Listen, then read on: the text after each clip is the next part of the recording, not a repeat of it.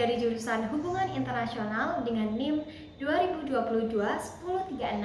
2022-1036-0311-147 di mata kuliah Hukum Humaniter Internasional kelas B.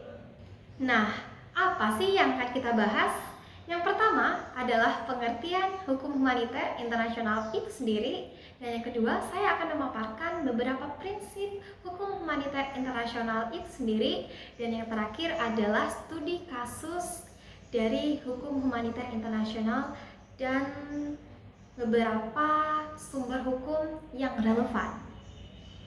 Jadi, pastikan untuk nonton sampai selesai. Nah, apa sih hukum humaniter internasional itu? Hukum humaniter internasional adalah seperangkat aturan yang bertujuan untuk membatasi dampak konflik bersenjata. Nah, menurut Mokhtar Kusumaatmadja, hukum perang atau hukum humaniter internasional itu dibagi menjadi dua. Yang pertama ada ius et bellum atau hukum tentang perang. Hukum ini itu mengatur tentang penggunaan kekuatan bersenjata. Yang kedua, ada ius in bello atau hukum yang berlaku dalam perang. Di ius in bello ini itu juga dibagi menjadi dua. Yang pertama, ada hukum yang mengatur tentang cara berperang atau hukum hak or hak laws. Yang kedua, ada hukum yang mengatur mengenai perlindungan korban perang atau yang biasa kita sebut sebagai Geneva Laws atau hukum Jenewa.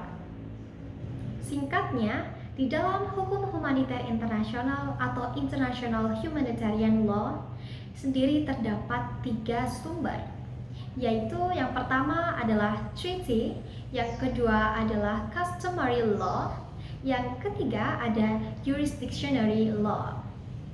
Nah, hukum humaniter internasional ini itu berlaku di seluruh negara yang berdaulat dan beberapa kelompok tertentu. Nah, bagaimana jika negara tersebut belum berdaulat?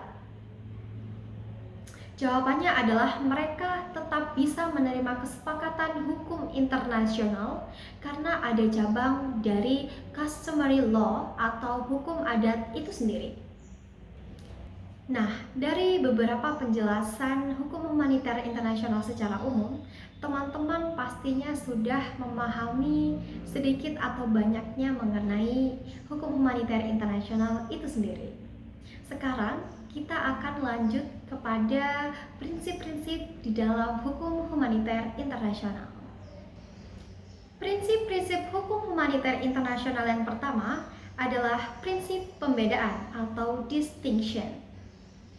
Prinsip ini itu mengharuskan pihak yang terlibat itu untuk membedakan antara penduduk sipil dan objek sipil, juga kombatan dan objek militer itu sendiri, agar nggak salah sasaran. Yang kedua adalah prinsip pembatasan.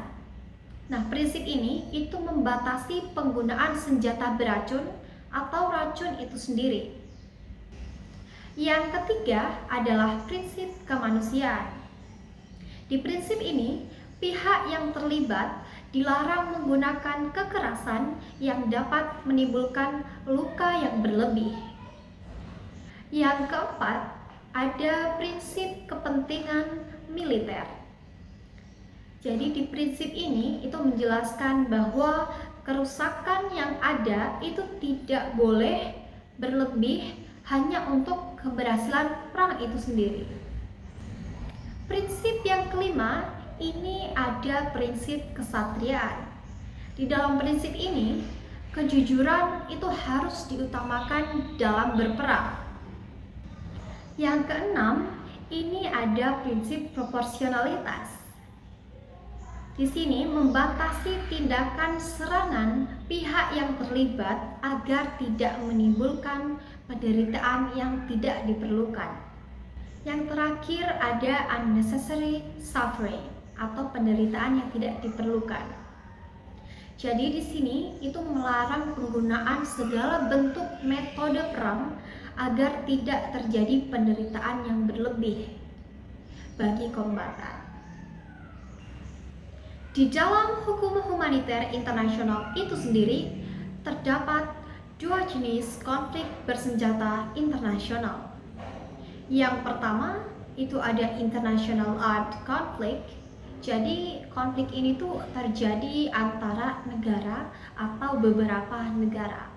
Contohnya adalah perang Rusia dan Ukraina. Yang kedua, itu ada non-international armed conflict, di mana konflik ini itu terjadi di dalam wilayah negara itu sendiri.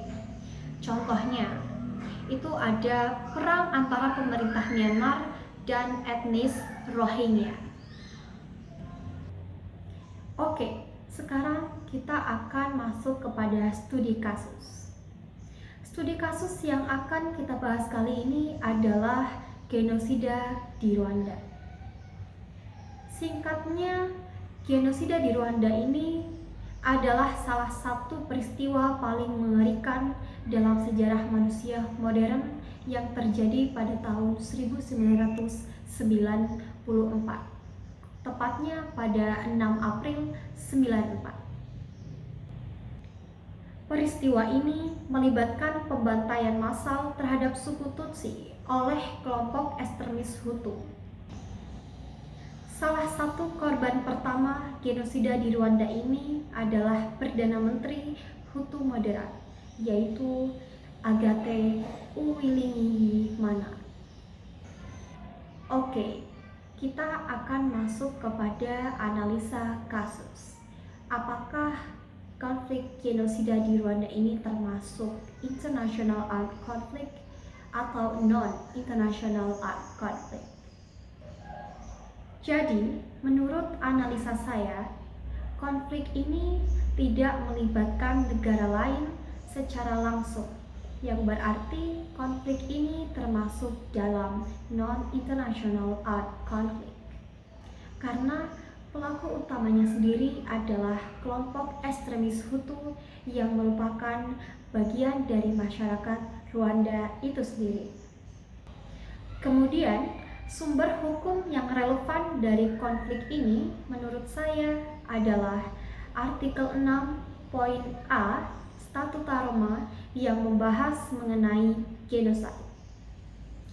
Dalam statuta ini dijelaskan bahwa genosida berarti salah satu tindakan yang dilakukan dengan maksud untuk menghancurkan secara keseluruhan atau sebagian sebuah kelompok nasional, etnis, ras, atau agama. Saya memilih poin A karena kelompok ekstremis Hutu ini membantai massal suku Tutsi. Pasal kedua yang sesuai menurut saya adalah artikel 7 poin A dan B Statuta Roma yang membahas mengenai crimes against humanity atau kejahatan terhadap kemanusiaan. Saya memilih pasal A dan B ini karena terdapat poin A yang berbunyi murder atau pembunuhan dan yang kedua adalah extermination atau pemusnahan, di mana terdapat pembunuhan dan pemusnahan yang terjadi terhadap suku Tutsi oleh kelompok ekstremis Hutu. Oke, sekarang kita sudah berada di penghujung video kali ini dan dapat saya simpulkan bahwa hukum humaniter internasional adalah salah satu fondasi penting untuk menciptakan dunia yang lebih adil di tengah konflik. Kasus genosida di Rwanda ini merupakan pelanggaran serius terhadap berbagai norma hukum internasional. Analisis terhadap kasus seperti ini menunjukkan pentingnya hukum humaniter internasional dalam mencegah dan menghukum adanya kejahatan berat. Terima kasih telah menonton sampai akhir dan apabila ada salah kata ataupun perbuatan, saya memohon maaf. Sampai jumpa.